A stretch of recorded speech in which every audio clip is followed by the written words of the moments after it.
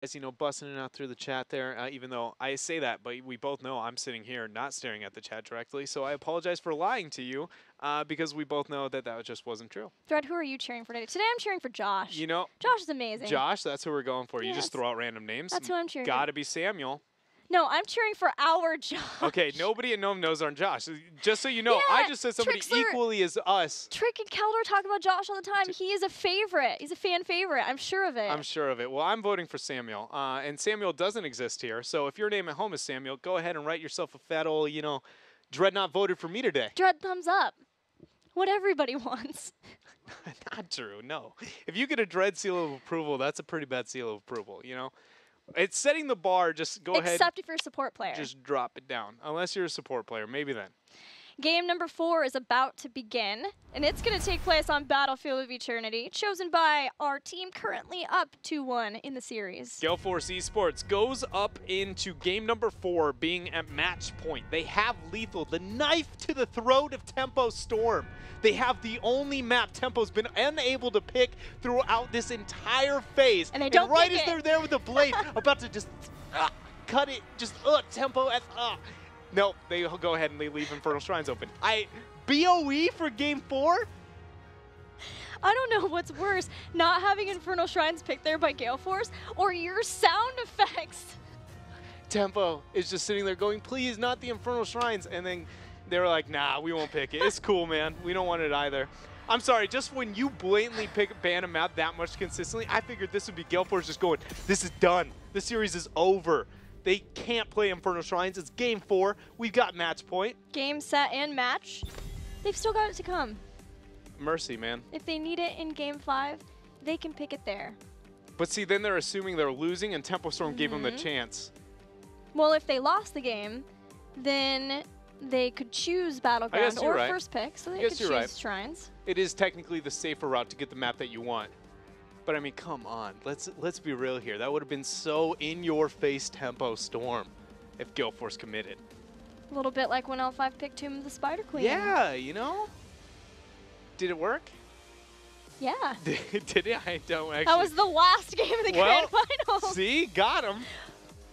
But they had to defend their core at like 11%. So, I mean, that face. Some legends. So glad we caught that on camera. Me too, you know? It's just the 11%, it did pay out. And you're right, it was maybe a bit closer than they wanted. But I don't even. Where are you going? My throat was about to die. I'm sorry. I'm apparently somehow getting a little bit sick. Dahaka banned out for Tempo. Tassadar banned out for Gale Force eSports. Tassadar makes a bit more sense than the Dahaka here. That puts a lot of fear into the side silk lane on the side of Tempo Storm, which is why you see the high priority into the Abathur. I actually wouldn't be surprised if Gale Force tries to find a way to punish that. I want to see some early game aggression from Gale Force. Do not just let them happily soak with their Abathur. Don't let Tempo do what Tempo's been doing and dominate the early game when they have first picked an Abathur on Battlefield of Eternity. I wouldn't mind. Seriously, a Toronto picked up for Gale Force. It's a new age of Heroes of the Storm. I don't know. It isn't just because, dude, Toronto into an Abathur on BOE, there's no world I would tell you no. It accents the map, counters your opponent's weaknesses right out the gates. No, there's no level of distaste towards Toronto that will tell me no to that. And with the buff to Empower at level 13, double owls, just about double owls. You can. It doesn't fully reduce the cooldown. If you can line it up so that you guaranteed get him and maybe a couple of other people.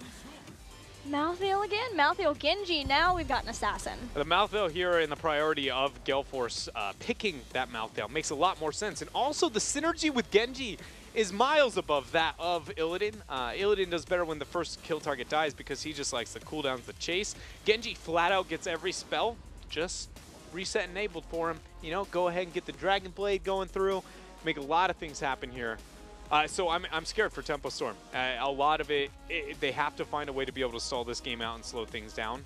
I don't think there's a world we see a Toronto ban, but I do think it's something that it has to be considered. Even still, with the members of Gale Force, it doesn't fit the playstyle of those two very well, but it is still an option. Then it would be K1 Pro. Yeah, it would be K1 Pro on the Toronto. Uther along with the Abathur, points towards something to enable with the Divine Shield and the Abathur Symbiote. It's going to be Greymane.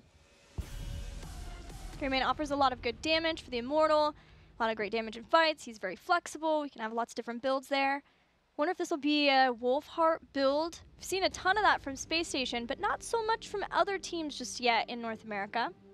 It is a map that maybe would cater towards the, I don't know, I've heard a major argument into Flask and into Wolfheart on a map like this. Just because Flask, you have such a long time to hang out that it's like you're going to get value out of the poke, but also you don't hang around sieging very often, so like your ability to hit 7, then get the quest completed, get the CDR, there's trade-offs in both avenues. I personally like the Wolfheart, and with an Abathur comp, I hope to maybe see that here from Tempo. The biggest thing I was looking towards is Lunara for Gale Force eSports, if that is something that they feel like they have to remove, because with the Abathur, the kill potential and all AoE damage that it has into the members of Gale Force, it just enables and races pretty effectively. But they decided ETC is a bigger hero to remove, and honestly, again, ETC has been getting more and more popular all over the world. I'm not surprised to see that banned out. Potential support ban for Tempo Storm. I mean, if they do, it's got to be the Rhaegar, right? Yeah. Just to make sure that the Ancestral Healing doesn't get off with the race onto the map objective itself. If you don't go into that, what would you have to take away? It would have to be a different support or go with a frontliner. Mm-hmm. A new Barak might be a bit of a problem, but nothing stands out too heavily. Yeah. Murden's been the go-to for Gale Force for, I don't know, all of part number 2 so far, that they felt comfortable picking him up, and it's a map where they get away from it, so all of it's kind of like to each their own. They commit to the Rhaegar. What support are we looking at now for Akaface? Rhaegar and Uther are the highest priorities. Are we going to get his Morales? I actually think so. Yeah. I'm not convinced yet. I think I need to see that next pick. It might be, according to their thought process, you know, Akaface and the priority of supports overall, I think it's probably highest chances of that. I think the biggest thing I don't want to see is a Kharazim. I think that's the easiest hero to immediately look at and be like, the Kharazim needs to be picked up for BOE, but it just doesn't work with the things that they have on their side effectively. It doesn't counter much on the side of Tempo Storm. I just feel like it's not bad, and all signs kind of lead towards it immediately when you see BOE past the top threshold, but I feel like here it's a bit less successful, or going to be less successful than some of those other cases. Morales also still has cleanse, which is not the case for a lot of supports now. And with those last 2 picks of still available for Tempo Storm, there is a possibility that they got some stunlock heroes. It's always it's easier to stunlock on your Battlefield of Eternity because the Immortal graciously gives you a starting point stun or a follow-up stun if you can get a stun initially on one of those points. But instead, they'll get 3 possible cleanses at level 16. If Kharazim goes into the Radiant Dash build, and a new Barak. So now we see Arthas picked up, hopefully for Tempo Storm here. And as long as they lock in, like, an Arthas Tyrael, their composition is absolutely terrifying. Very hard to be able to deal with, a lot of dive potential. You don't even need the Tyrael, but I think it's safe to say into the mouth hill, make it, you know, an R button for an R button hero. You also need a little bit more mobility and initiation coming out from your 4-man while Abathur is focusing onto his side soak. So I do think the Arthas is a 100% in this rotation for them. Zeratul, not a hero I expected, in the Murden, so they go away from the Arthas. Zeratul. With the Zeratul?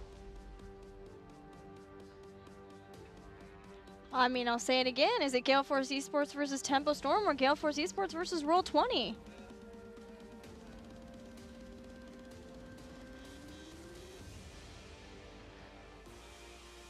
Can you list 3 arguments for Shadow Assault? Pizzazz. Okay. Flash. Okay. Flare. All right. So other than your 10 pieces of flare, do we have anything? No?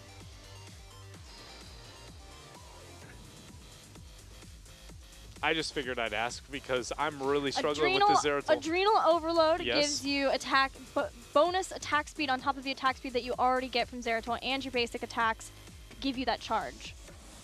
And then Divine Shield, just death ball on top of a target. The Tyrael picked on the other side of the table.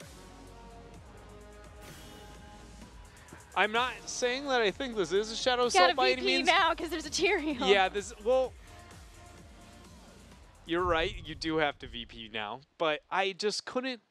That Zeratul is so out of nowhere that I don't mind it because it's Zeratul. I mean, you know, out of all the heroes to be that wild one-off, he's going to be randomly picked. He makes the most sense. Okay, so this pirate, he was walking into a bar, right? But you're going to be revealed you're going to be revealed quite often. There's going to be a lot of heroes that can trade pretty effectively into you. Other than having the, you know, Abathur hat kill potential, I was trying to go like, I don't see the reason moving into this. There's no Void Wombo combo. I'm just like, why is Zeratul being picked here?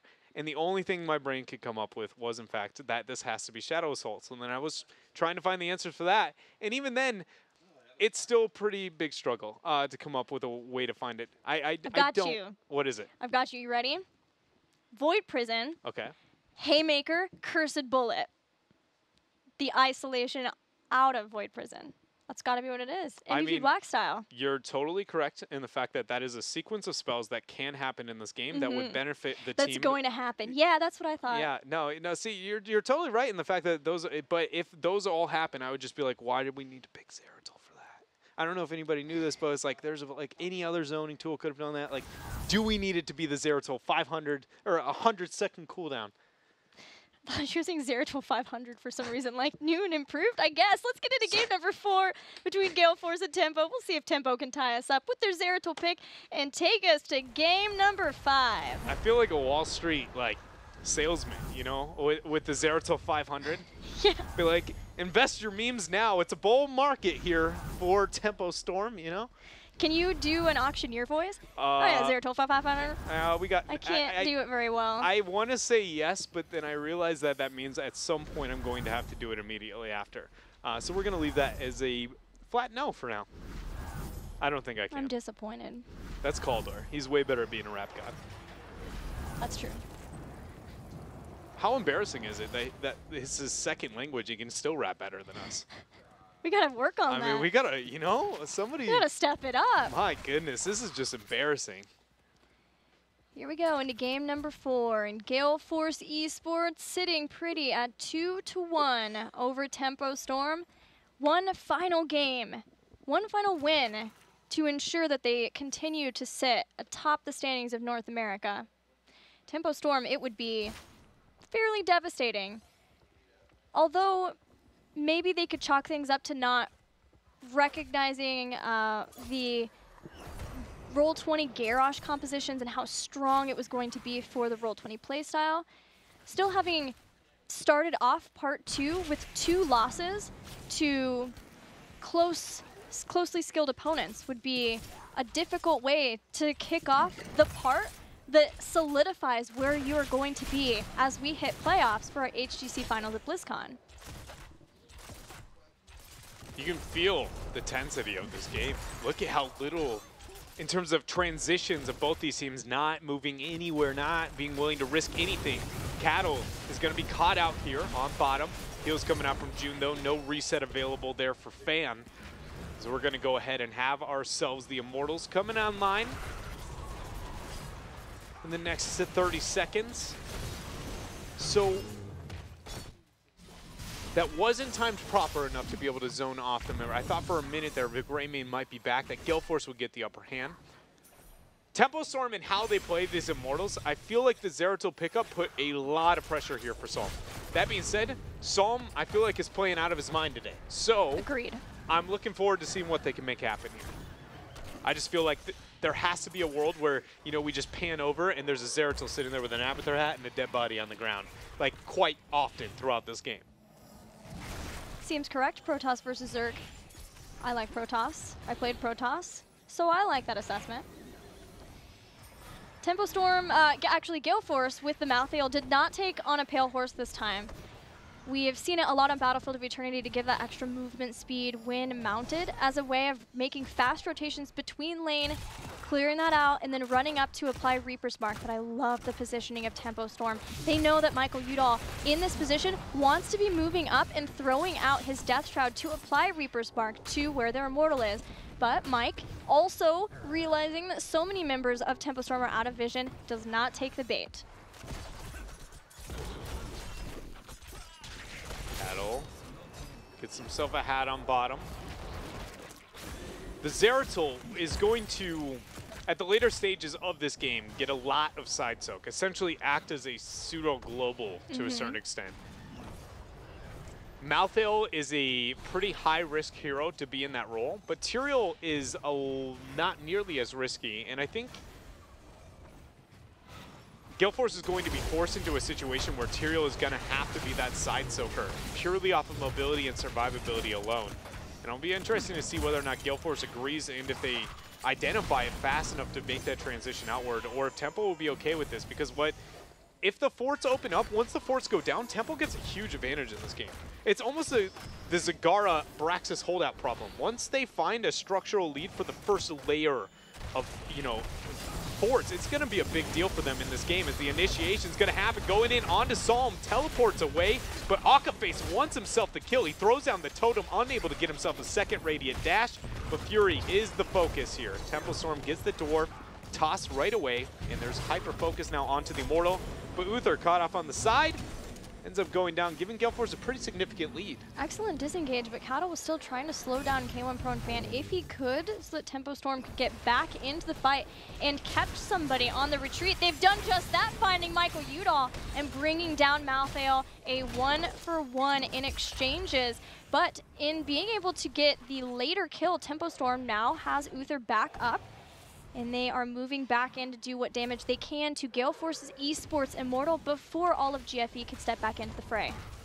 They're going to go ahead and get that damage and attempts to deal with this race overall. Tempo now pulling ahead, but they got Akaface back in. The Iron Fists are doing work, but it looks like Tempo Storm should be able to get this Immortal just because of that beautiful punishment back onto that middle halftime show afterwards. June trying to get the run on out.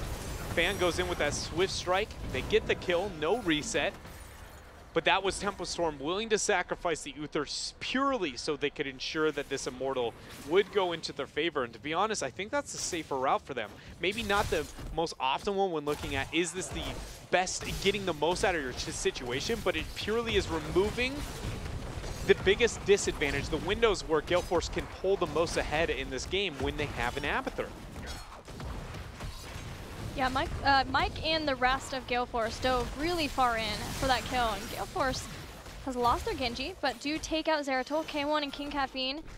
Thinking about following Fury, trying to flank him in, but in fact, Cattle and June, Cattle with the symbiote of Abathur were able to take out a new Barak. This is a bloodbath for Battlefield of Eternity, but it's favoring Tempo Storm. Huge victory down for Tempo Storm here in the bottom lane. That damage onto that fort is something that Gale Force is going to wish that they hadn't let go over. They don't have the mule that is Tempo Storm with that.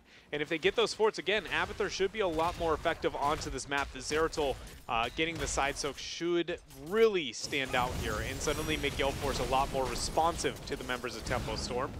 Talking about responding, they did on this bottom camp, but Tempo just backed away, accepted the loss here. They're going to go ahead and restore some of their HP, realizing that this camp at best gains a front wall.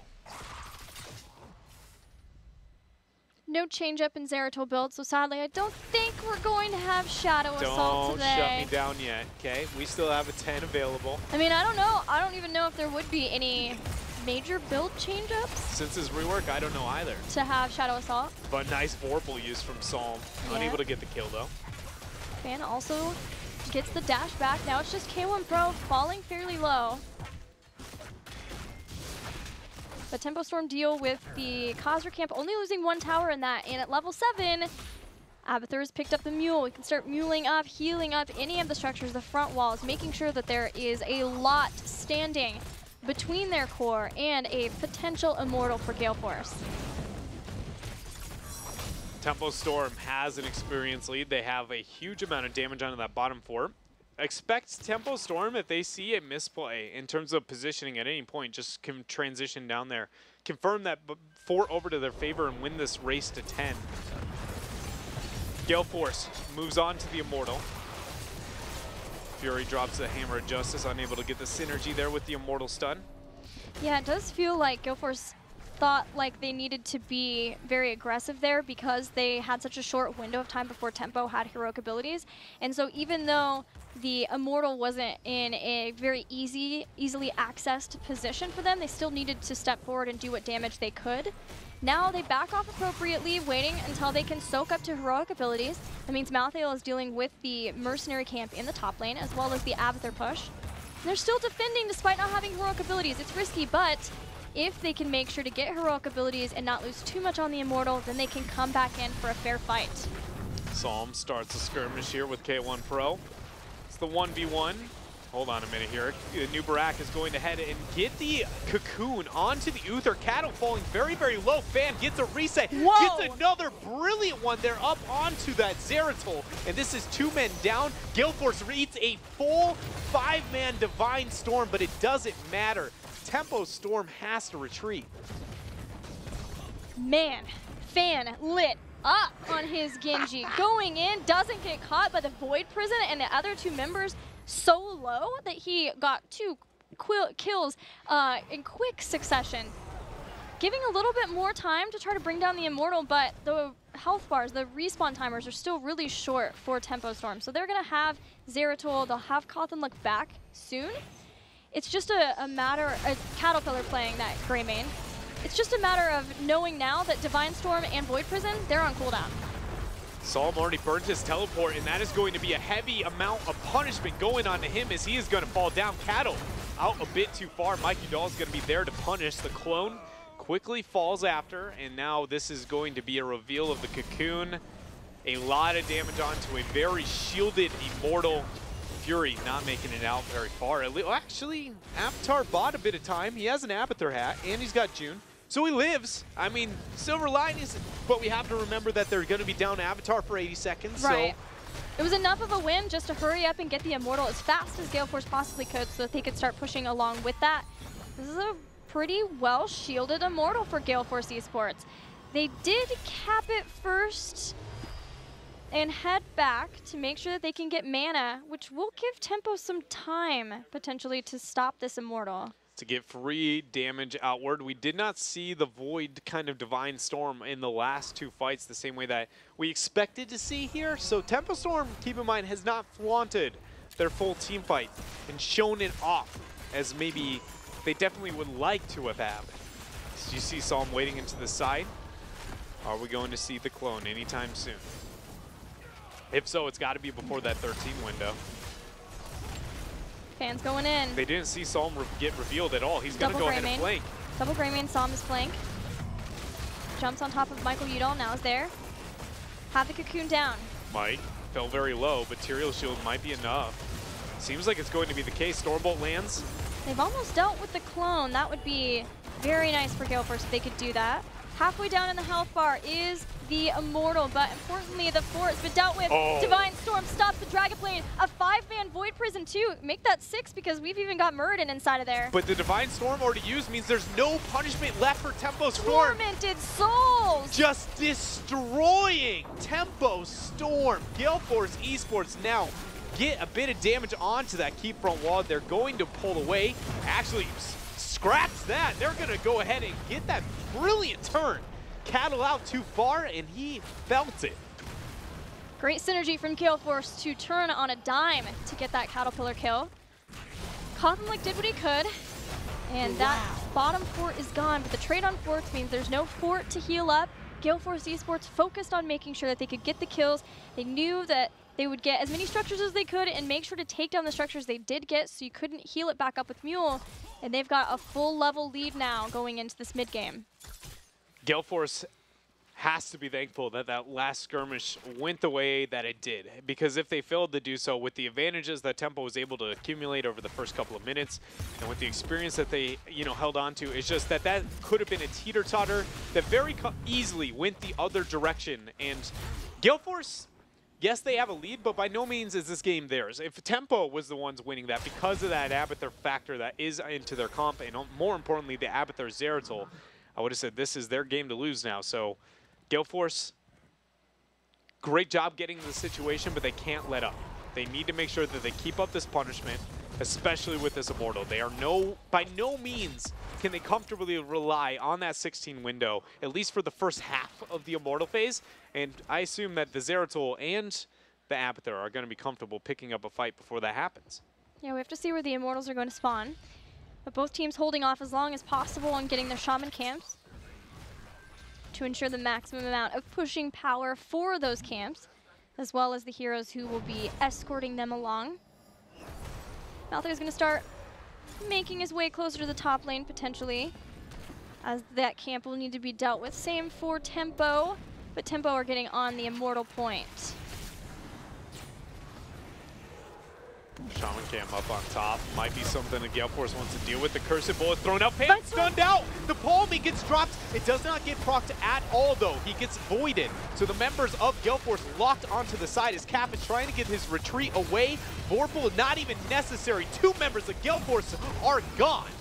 Ankave's trying to slow down, but because Dragon Blade came out and Genji was so low and the Void Prison was able to stop him, and then King Caffeine was zoned away from the Void, Tempo Storm got the two, only losing Caterpillar and that Greymane in the process. It is still Greymane, one of the best damage dealers for the Immortal. Gale Force getting into defensive position, and Malthael goes back into the lane. Zeratul spotted him out. He's got the Shaman there. Immediately Tempo Storm making the rotation. Malthael is very far forward, and there's a lot of stuns coming for him. Everybody's trying to make it happen here. June's looking to join in on the fun, unable to make it into stun range. So the members of Gale Force are able to kite away as that mule ticking away onto that bottom fourth. The Immortals themselves, though, very little damage has been put onto those as the experience sits at almost perfectly even between these teams.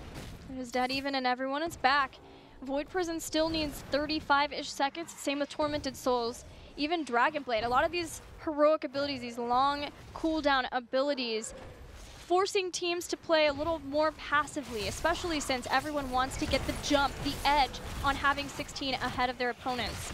Just moving back and forth between lanes, soaking. Cursed Bullet goes out, but it's a low cooldown and come back in. Gale Force is ready to strike, jumps on top of Caterpillar. He used the swipe to get away, but the stun from Anubarak is enough to catch him, and they'll turn back on June. June finds himself out of this cocoon in a bad position. Divine Storm is available. He's going to go ahead and use it here, but I don't think it's going to keep him alive. No.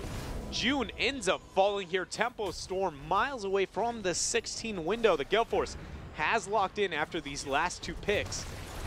And now it's all about this Immortal. How much can actually happen? The halftime show is still up, which Tempo Storm's got to be thankful for. A couple of seconds cut off of those death timers. Psalm's been caught, but K1 and Calf. Oh man, the stagger deaths begin. Is this the beginning of the end of the series for Tempo Storm? I don't know, but it's feeling like it. It is just falling apart. These staggered deaths need to be avoided because now without Zeratul for 20 seconds, there's no even risk of defending this whatsoever on the side of Tempo Storm. So they are going to have to be able to tank themselves around a 65, 66% shielded Immortal. Look at Cap, even drops the cocoon. This is now June has to move up. Remind, there is no Divine Shield. So Fury, he gets a cleanse. He has got Dwarf Toss, and that's all the escapes. The Holy Ground. Avatar's there. Caterpillar throws out Cursed Bullet. Fan from the side with his Dragon Blade, and with the Tormented Souls, there's no way they could stay alive. June hits a double stun though, and does the impossible, keeping Fan alive as he Cyber Agility's out. Tempo Storm though has still lost Uther. They've lost Greymane. They're still trying to bring the fight, if they can, to Gale Force. Love that Holy Ground use there from K1 Pro, even splitting after the Void Prison drops to make sure that there is no aggression coming from Tempo Storm. It's all coming from Gale Force, as this is backed with a still half health, half shielded for that matter, Immortal. This is very likely going to be the keep, and we're still 75 seconds away from a Void coming back for Tempo.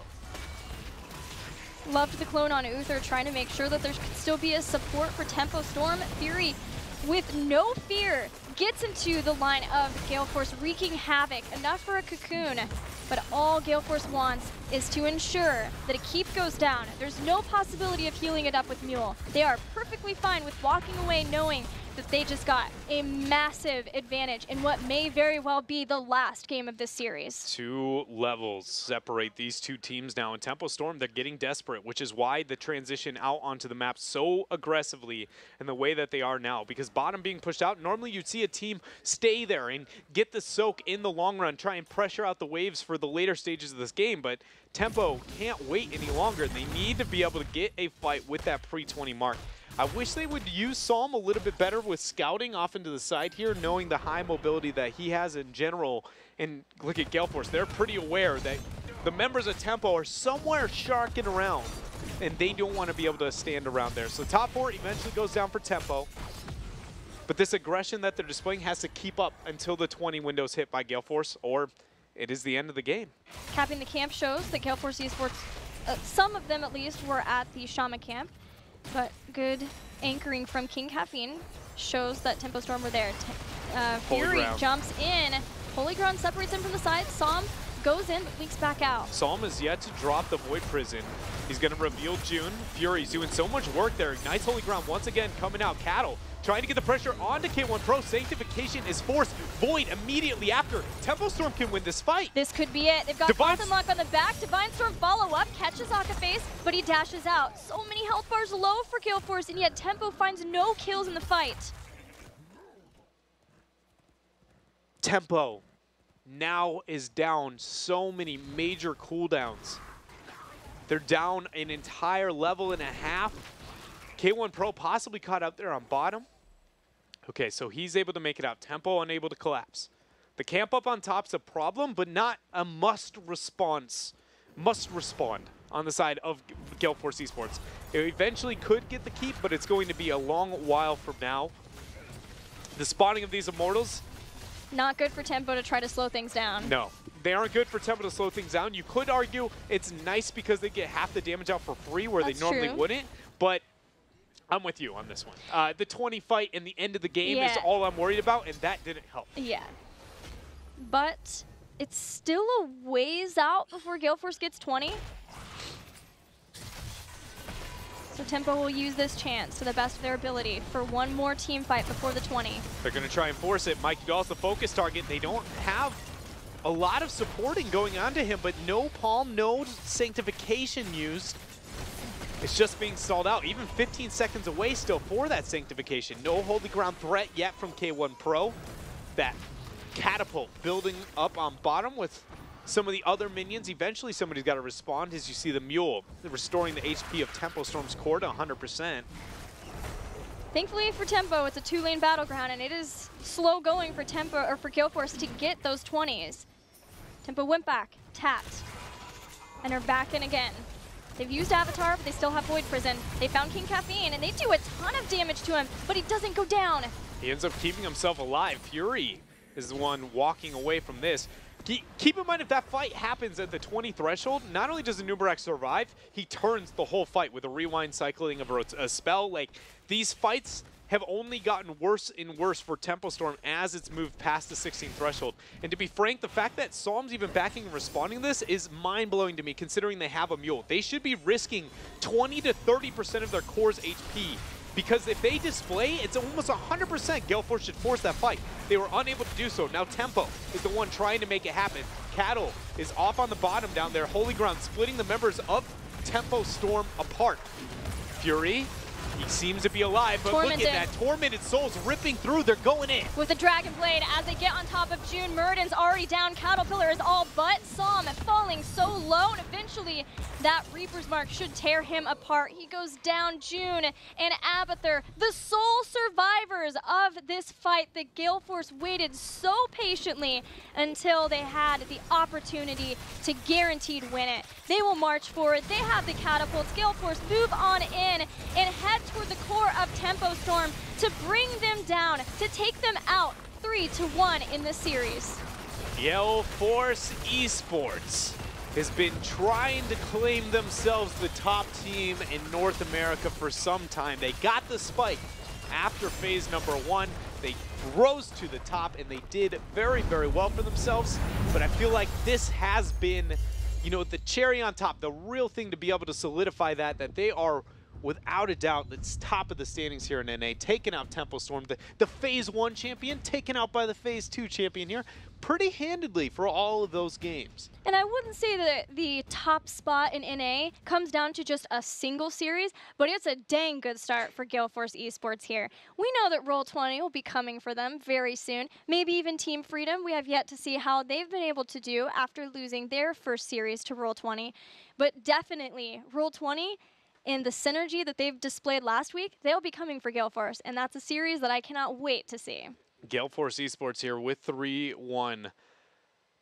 It just is another case of, that series was not the way that I expected to play out. I do think that the results were a bit more predictable, I feel like, overall. But again, how we got to that end case. Normally it's the results and how you're just both like, this is not what I would assume. But at the end of the day here, Gale Force, I feel like they displayed that the consistency was a talking point at the interviews for both of these teams, and I feel like it was shown.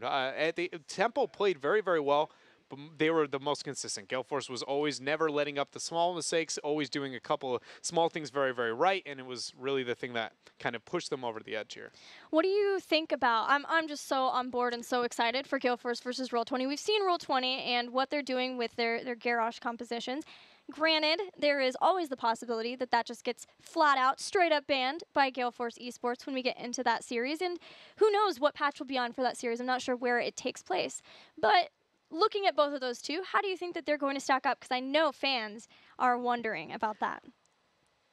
If I had to say from what we've seen only in part number 2 so far, I'd give it to Roll20. I'm still not totally convinced by Gale Force, even with the performance they had here over Temple Storm. I feel like they are doing a couple of things very, very right, but they have very much taken a step back on some of the strengths that they displayed for Phase 2 and Part 1, because, they seem to the honeymoon phase of them, right, is kind of, I would argue that we see that kind of dying out a little bit here, and now some of the real-life team problems, struggles, communication, synergy, it just doesn't quite seem on the same page. But when they are on the same page, it looks brilliant.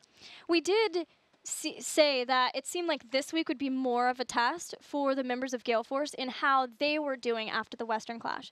Because they did play last weekend, but it was against Even and Death, and they played sort of a mix of their own meta and some of the things that they adapted from the Western Clash, like playing double full support.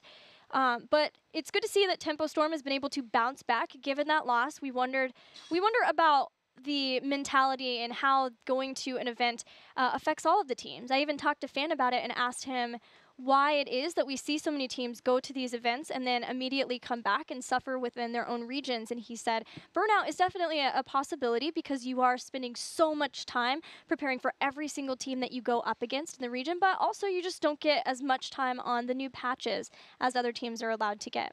Yeah, the new patches has got to be a huge, huge tool. I can tell you from my competing days, there were specific teams that I would not think twice about unless it was on a new patch. Specifically, I don't even... Murloc Geniuses, yeah, right? Yeah, Murloc Geniuses, the first iteration of them mainly was like the Zeveron era, like whatever was going on with them there. If you played that team on a new patch, they were just like, they are going to learn. Specifically, I think it was the Butcher patch. They just smashed everybody with Butcher. And it was just they figured out the hero, they play it, and then they were like, well, we're going to be able to perform this better than everybody else, kind of like Roll20 did last week. And suddenly everybody's going like, well, you have to be able to deal with that. And so I think it's a really huge tool, and it makes a lot of sense, that be a factor that comes online here. Well, let's check in now with Fan from Gale Force eSports, getting that victory over Tempo Storm's got to feel pretty good, right, Fan? Yeah, definitely felt really good. I was a bit nervous going into the match because, second half, we haven't really played any top 4 teams, so it's going to be really interesting to see how we stacked up, but really glad we got that victory. Fan, we saw a lot of patient play from both sides. We saw some really long games between the two of you guys. Is that just the respect that both of you teams have for each other, since we know that you guys scrim a lot? Do you think that's indicative of the current meta and where things are going with the new patch? Can you give us some insight into that? I think it's kind of just how it goes with the drafts. Like, as for us, at least as soon as we see an opening, like, we will go in, but there's a little bit of the NA thing where we have to like coordinate between everyone, like, is everyone ready kind of thing. So I think it's more just how the drafts went and whether or not we could find openings. I think both teams didn't give that many openings, but probably a little bit of indecisiveness that is kind of a NA as well. Okay. Well, thank you for being honest. I appreciate it. I'll send you to Dread. I've got to ask a little bit more about this NA thing now. Are you trying to claim that we have a ready check before every initiation in comms?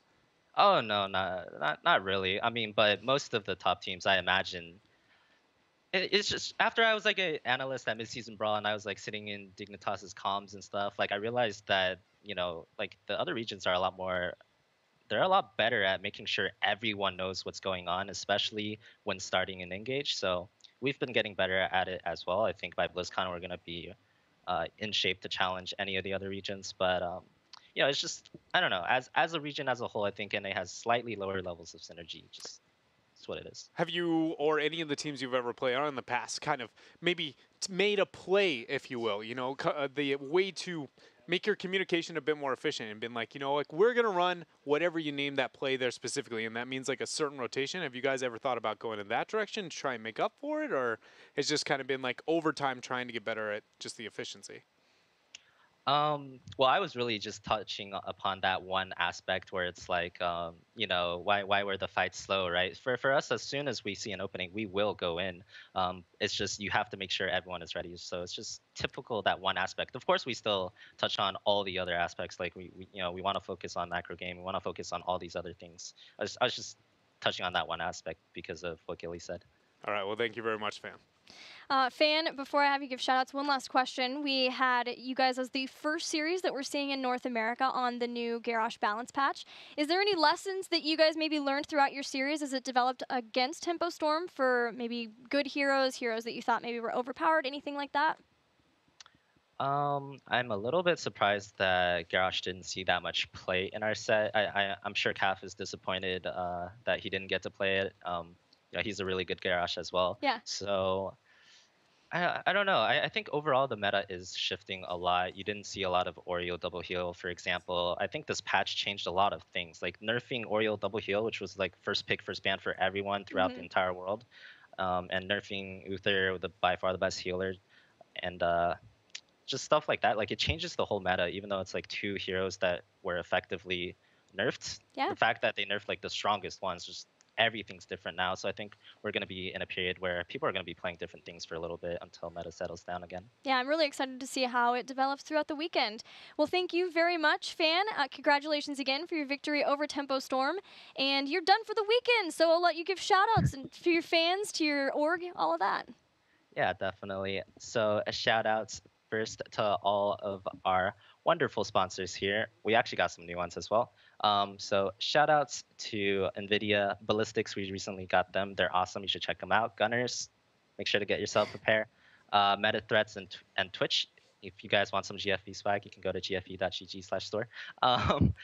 But shout outs to my team as well. Pretty proud of us. It's just like for an entire like year and a half, I've been trying to overtake Tempo. Like I'm always talking to Som. Like ever since their first place, I'm like, I want to beat you guys. I want to beat you guys. So this new iteration, we've actually, I think, never lost to them in like a tournament or match deciding game yet. So yeah.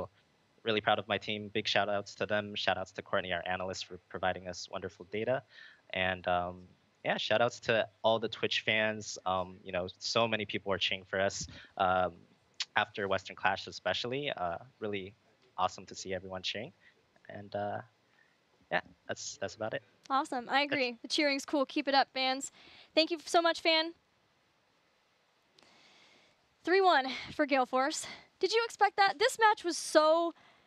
I expected a Gale Force win, but all of how it came about was just... I was bamboozled. Yeah.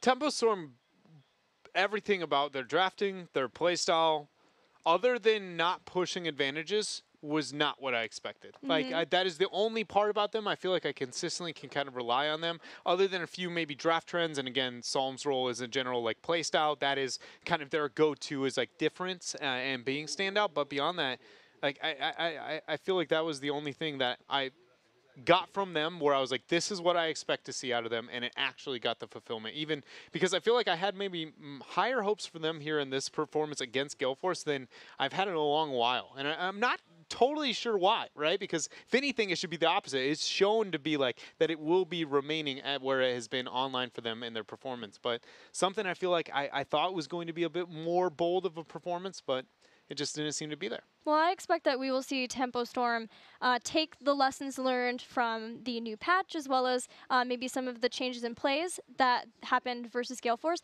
and they will have those implemented by Sunday in their match versus Space Station Gaming. So I think we can definitely say that they're coming for Space Station.